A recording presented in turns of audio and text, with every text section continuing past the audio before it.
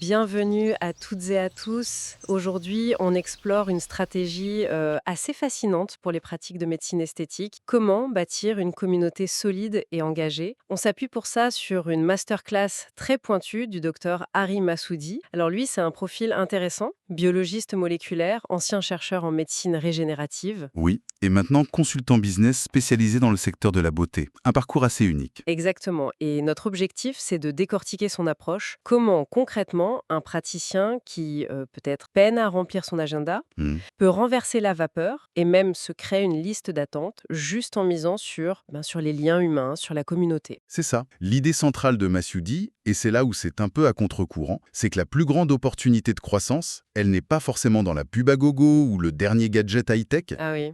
Non, elle est dans la construction de relations authentiques. Mettre l'humain, la connexion au cœur de la stratégie business. C'est, disons, un changement de perspective. Et il donne un exemple pour illustrer ça, non? L'histoire du docteur Sarapé. Tout à fait. Une praticienne très compétente, passionnée, mais voilà, elle avait du mal à remplir son planning. Le cas classique un peu. Oui, et elle a mis en place cette approche communautaire. Résultat, en 18 mois, Attends, 18 mois seulement? oui, 18 mois, elle passe d'un agenda avec des trous à une liste d'attente de 6 mois. C'est énorme, carrément. Ça montre bien que les patients, ils cherchent autre chose qu'une simple injection, quoi. Ils veulent de la connexion, de la compréhension. Du soutien, oui. Et les bénéfices, selon Massoudi, ils vont bien au-delà du planning rempli. Pensez aux bouche à oreille. Ah oui, forcément. Quand vous avez une communauté soudée, les patients deviennent vos meilleurs ambassadeurs, naturellement. Et ça réduit drastiquement les coûts marketing, qui sont souvent assez impersonnels en plus. On imagine bien, oui. Une recommandation d'un ami ou de quelqu'un qui vit la même chose, ça n'a pas de prix. Précisément. Et ça change aussi la relation avec le praticien. On sort du truc purement transactionnel,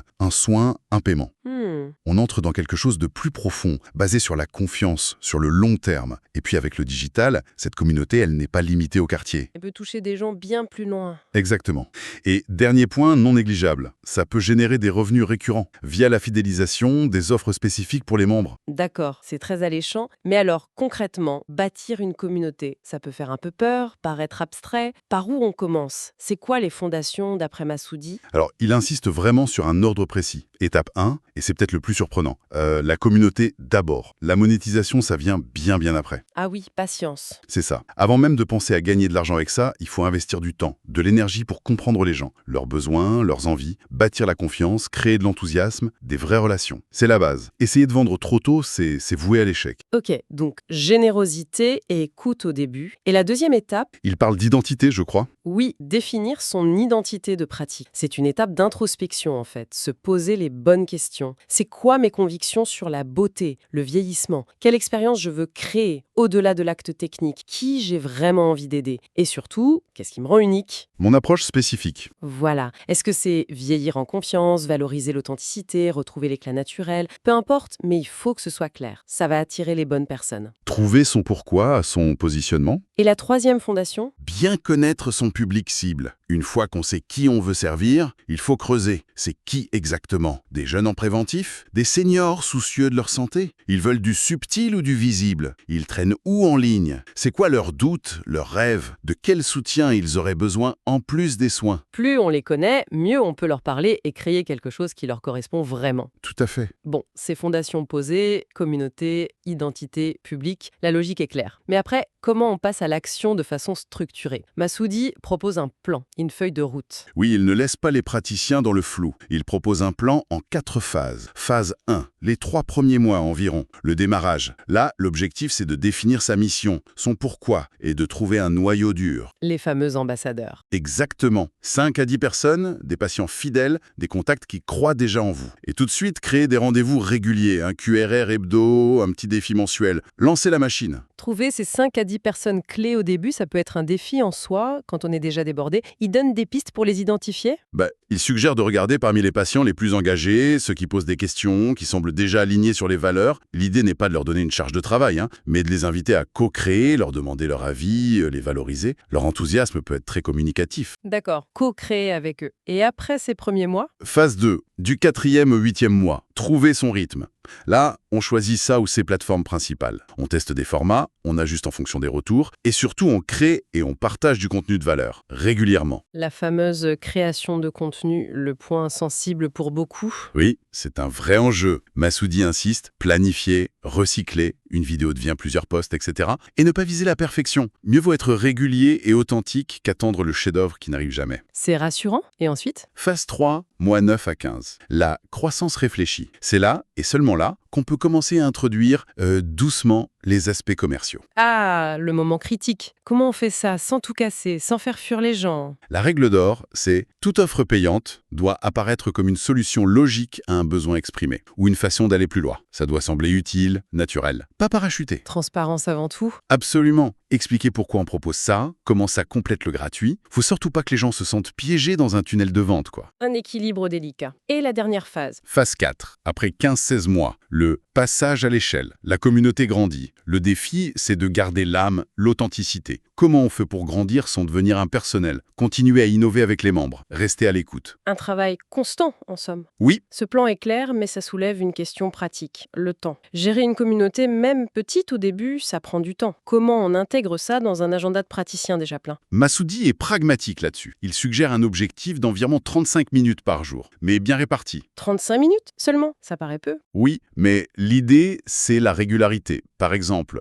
10 minutes le matin pour checker, répondre aux messages importants, partager un petit truc. 15 minutes vers midi pour poster le contenu prévu, interagir un peu, et 10 minutes le soir pour remercier, répondre aux dernières questions, préparer le lendemain. Des micro-actions quotidiennes, en fait. C'est ça maintient le lien. Et c'est complété par des points de contact plus longs, mais moins fréquents. Chaque semaine, un live Q&R, un demandez-moi n'importe quoi. Chaque mois, un défi, un témoignage, un webinaire. Et chaque trimestre, une rencontre plus importante, virtuelle ou réelle, un atelier. Ah, d'accord. C'est cette combinaison qui fait la force. Présence légère quotidienne et rendez-vous plus marqué. Ça rend l'idée plus gérable. Et niveau outils, où est-ce que ça se passe concrètement? Facebook, Insta? Alors, il passe en revue les options classiques. Les groupes Facebook privés, c'est souvent top pour démarrer.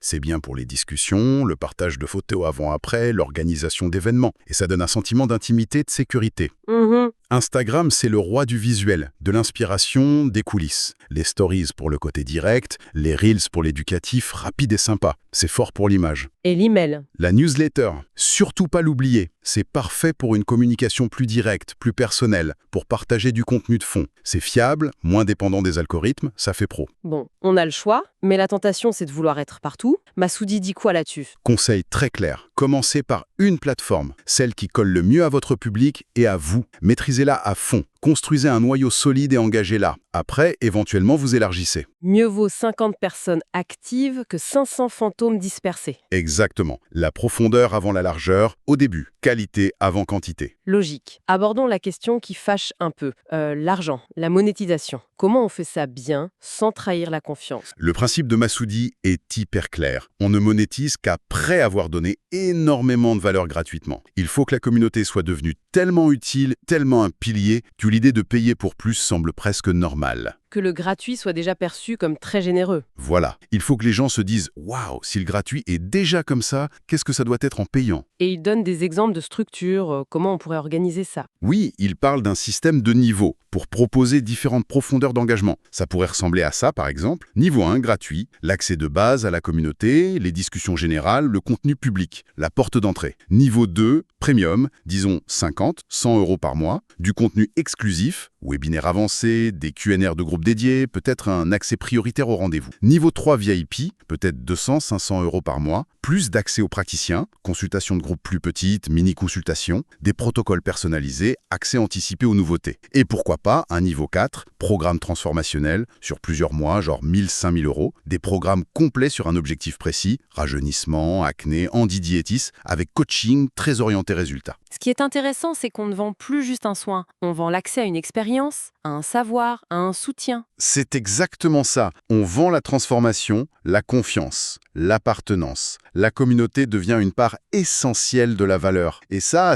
justifie une tarification différente de la simple prestation technique. La valeur perçue est bien plus grande. Mais si ça marche bien, la communauté grandit. Et là, nouveau défi. Comment on garde l'âme, la proximité, quand on passe de 50 à 500, voire 5000 membres? C'est le grand défi du passage à l'échelle, oui. Massoudi donne plusieurs pistes. D'abord, le praticien doit rester visible, personnel. Continuer à partager son parcours, ses réflexions et ses Essayez de garder des interactions individuelles ciblées, même si c'est plus avec tout le monde. L'authenticité du leader reste essentielle. Ensuite, une bonne stratégie, c'est de créer des sous-groupes. Un pour accueillir les nouveaux, un pour les membres anciens ou super engagés, des groupes par thème spécifique peut-être. Ça recrée de la proximité à plus petite échelle. Et on ne peut plus faire de fois mère, j'imagine. Hein. Il faut déléguer. Forcément, repérer les leaders naturels dans la communauté, ceux qui aident les autres spontanément, leur proposer de devenir modérateurs, ambassadeurs, avec une formation, une reconnaissance, et mettre en place des systèmes, une charte, des FAQ, des process pour gérer les questions courantes. Ça demande pas mal d'organisation. Et comment on sait si tous ces efforts payent? Comment on mesure le succès de tout ça? Massoudi parle de 3 types d'indicateurs. D'abord, la santé de la communauté elle-même, le taux de participation active, les interactions entre membres, la présence aux événements, le sentiment général, sondage, etc. Est-ce que ça vit? Est-ce que c'est positif? Deuxièmement, l'impact business, bien sûr, le chiffre d'affaires qui vient des membres vs non-membres, leur taux de recommandation, la valeur vie client en LTV d'un membre comparé à un patient classique, est-ce qu'ils achètent plus de services? Et le troisième type, c'est plus qualitatif? Oui, la qualité de l'engagement, au-delà des chiffres. Est-ce que les discussions sont profondes? Est-ce que les gens partagent leurs réussites, leurs doutes? Est-ce qu'ils se sentent assez en confiance pour poser des questions perso? Est-ce qu'on voit des vrais liens se créer? C'est ça qui montre si la communauté a une âme, et Massoudi semble y accorder beaucoup d'importance. Une vision vraiment complète. Pour finir, il met en garde contre des erreurs classiques, non-viants, des pièges à éviter quand on se lance. Oui, quelques-uns. Le premier, c'est l'erreur du « si tu le construis, ils viendront ». Non, ça ne marche pas comme ça. Une communauté, ça demande un effort actif, constant. Ça ne pousse pas tout seul. Faut l'animer. Exactement. Deuxième piège, le discours commercial trop tôt ou trop fort. Résister à la tentation de rentabiliser tout de suite. La priorité, surtout au début, c'est la valeur gratuite. La confiance d'abord. Le fameux donner, donner, donner. C'est ça. Troisième erreur, la paralysie de la perfection. Attendre d'avoir tout parfait avant de commencer. Massoudi dit « lancez-vous, même si c'est pas parfait. La communauté aidera à améliorer. Faut oser démarrer. » Bon conseil. Et le dernier? Le jeu de la comparaison. Se comparer sans cesse aux autres, essayer de copier. L'authenticité, c'est la clé. Votre personnalité, votre vision, c'est ça qui attirera les bonnes personnes pour votre communauté unique. Très juste. Pour conclure sur cette analyse des idées de Dr Massoudi, il va même plus loin qu'une simple stratégie business. Il parle de transformer la pratique, d'avoir un impact au-delà des soins, de créer un mouvement qui redonne confiance. C'est une vision très forte, oui. Ça replace le praticien dans un rôle bien plus large que celui de technicien. L'idée essentielle à retenir, c'est que cette approche communautaire, ce n'est pas juste une tactique marketing, c'est une stratégie profonde, porteuse de sens. C'est un investissement dans l'humain. Un investissement qui demande de l'endurance. Ah ça oui, c'est un marathon, pas un sprint, comme il le dit. Faut de la patience, de la cohérence. Il insiste beaucoup sur la discipline qui l'emporte sur la motivation. L'enthousiasme, c'est bien pour démarrer, mais c'est la régularité, la constance à apporter de la valeur qui construit sur le long terme. Alors, pour laisser une dernière pensée, une réflexion inspirée par les mots les plus forts de Massoudi, il suggère que la fonction profonde d'une telle communauté pourrait être de guérir une humanité brisée par la modernité, en quelque sorte, d'utiliser l'esthétique comme un moyen de recréer du lien authentique. C'est puissant comme idée. Si un praticien adoptait vraiment cette vision, comment ça changerait sa perception de son rôle? Quel serait l'objectif ultime de sa communauté, au-delà des chiffres? Et qu'est-ce que ça impliquerait au quotidien dans ses interactions? Voilà de quoi réfléchir.